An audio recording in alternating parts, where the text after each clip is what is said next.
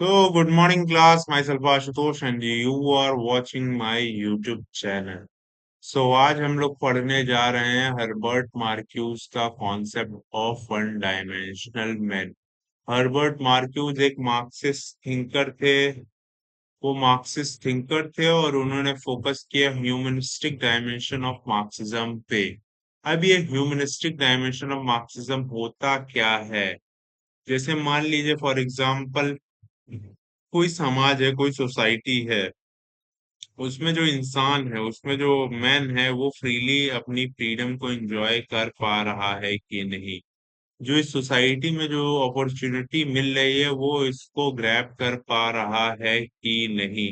उसे डिग्निटी इस सोसाइटी में मिल पा रही है कि नहीं। तो ह्यूमनिस्टिक डायमेंशन ऑफ मार्क्सिज्म पे इन सारी चीजों पे फोकस किया जाता है।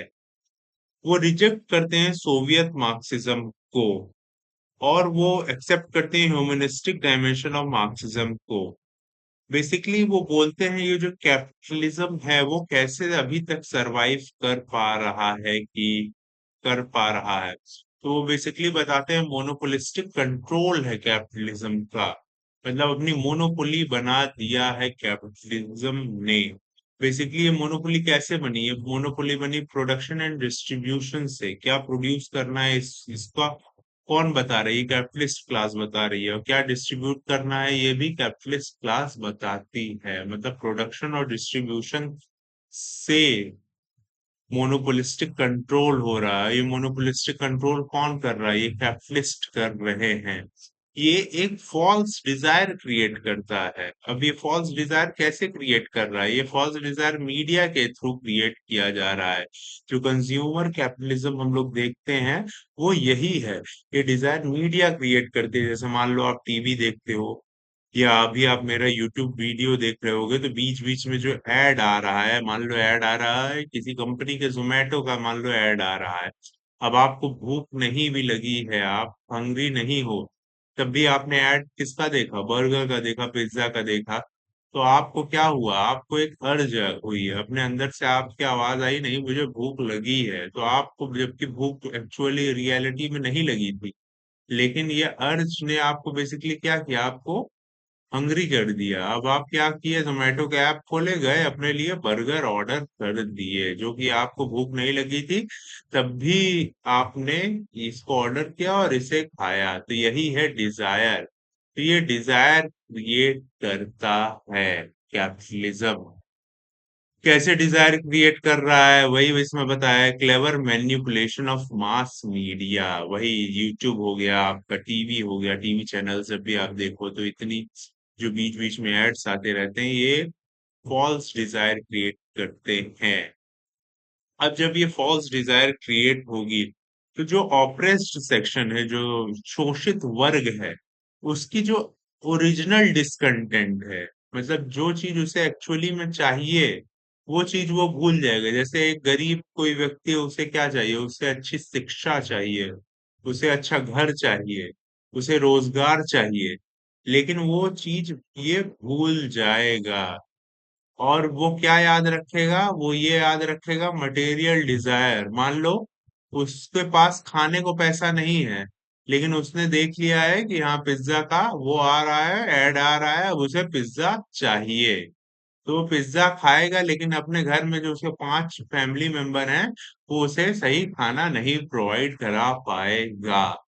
तो ये मटेरियल डिजायर क्रिएट करता है। जो मटेरियल डिजायर, ये आपके जो ओरिजिनल डिसकंटेंट रहता है सोसाइटी में, कौन ये डिसकंटेंट क्रिएट कर रहा है? कैपिटलिज्म क्रिएट कर रहा है। तो आदमी उस चीज को भूल जाता है मटेरियल डिजायर के चक्कर में। तो जो जेन्युइन अर्ज होती है वो फ्रीडम की, वो वहीं समाप्त हो जाती है।